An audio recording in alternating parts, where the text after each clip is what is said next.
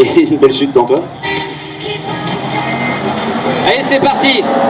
Allez, là, on a un super départ de Laurent Burson, avec Anthony Jourdain juste derrière. Et là, au bout, ça passe, apparemment sans encombre. Ouais, Laurent Burson qui a gardé la main et gardé la tête suite à ce départ. Ça sert, hein. On va arriver au poste d'eau, il y a du monde. Oh, c'est chaud là-bas, il y a du monde. Et là, je peux vous assurer que l'équipage Burson-Le Cellier, les ficelles du Folcar, ils les connaissent. Hein. Ils les tiennent bien. Hein. Ils savent ce qu'il faut faire et quand il faut le faire. Hein. Allez, ils vont tous arriver pour les premiers déjà sur le pif-paf, Max. Ouais, et là, Laurent est devant, avec une autre Clio derrière lui, une RS. Et, allez, Anthony Anto Jourdain met la pression sur la deuxième Clio. Et derrière, ça suit... c'est très très groupé quand même. Hein. Là, les 5 premiers, au pire, il y a 5 mètres entre chaque voiture. Donc, allez, Anto. trajectoire tendue, très propre. Et je pense que ça va être une manche où ça va faire un chrono aussi très sympathique.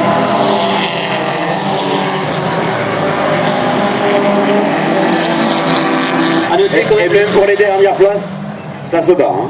Ouais, tout à fait. Et puis à noter le départ, super départ d'Anthony Jourdain qui était sur la deuxième ligne, qui pour l'instant troisième. Oui, pour l'instant, voilà. Il attaque la partie terre, il est toujours troisième. Anthony était très bien dernière épreuve sous l'eau, mais il confirme quand même que troisième là dans une série, dans une manche où ça va vite quand même.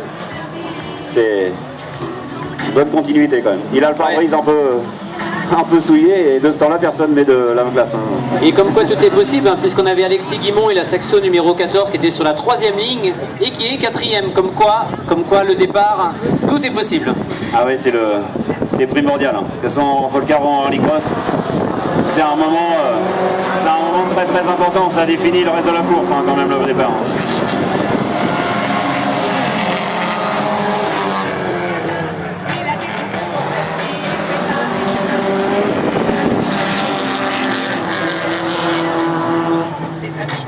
Et ça va vite puisque au niveau du prochain passage sur le portique du magasin Leclerc de Mayenne et la société Le Sieur, il restera 3 tours.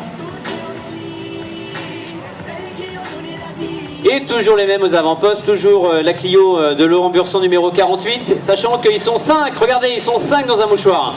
Et la Honda qui est en 5e position et qui n'a qu'une envie, c'est d'aller croquer la Saxo qui est devant.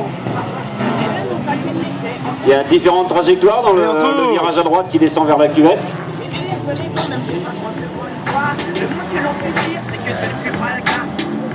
Et on peut remarquer que avec toutes ces voitures sur la piste, il n'y a pas trop de poussière. Le travail fait par l'équipe a été très très très efficace.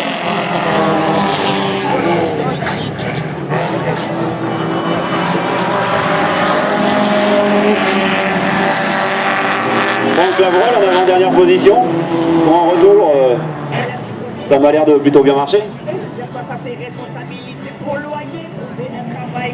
Et devant ça file, hein, toujours les mêmes aux avant-postes, toujours cette fameuse Clio bleue et jaune de Laurent Burson avec les 3 premiers qui ont légèrement fait un petit trou sur la 4e place et la Saxo numéro 14 d'Alexis Guimont. Ouais, Anthony Jourdain là, met la pression quand même sur la Clio. Je pense qu'il a envie de suivre son collègue Laurent Burson de plus près, de ne pas se faire distancer.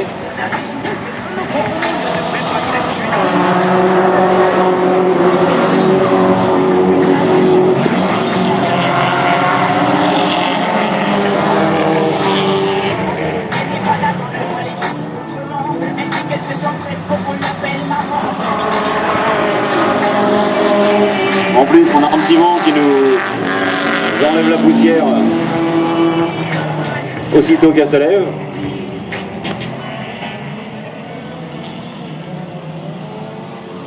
Et là, la ligne droite en terre, on peut quasiment considérer que c'est de l'asphalte. Hein. Ça va aussi vite. Hein. Et les 3 premiers ont fait le trou avec Anthony Jourdain qui est de plus en plus pressant sur la Clio de Jean-François Blaise. Oui, ça revient dans les phases de freinage. Anthony revient très fort sur la Clio. Il se fait peut-être un peu distancer dans la remontée. Mais on peut remarquer qu'à la sortie du Pifaf, il est dans le pare-choc. Dernier tour. Donc je pense que c'est au niveau du freinage qui fait la différence. Pas suffisamment pour faire un dépassement, mais il se rapproche quand même dangereusement dans chaque phase de freinage.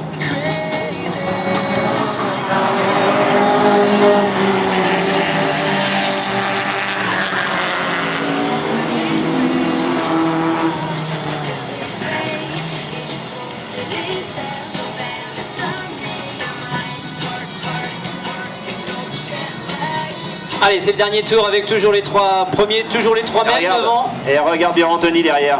Sortie de Pifaf, il est dans le pare-choc. Hein. Je pense.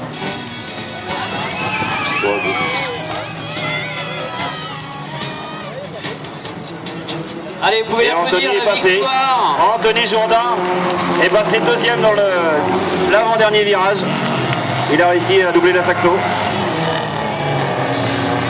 Et où la... Non, c'est la Clio qui a abandonné dans l'avant-dernier virage. Comme quoi une course se gagne que quand on passe forcément sous le portique et au niveau du drapeau à damier. Ouais, c'est bien. Et c'est vraiment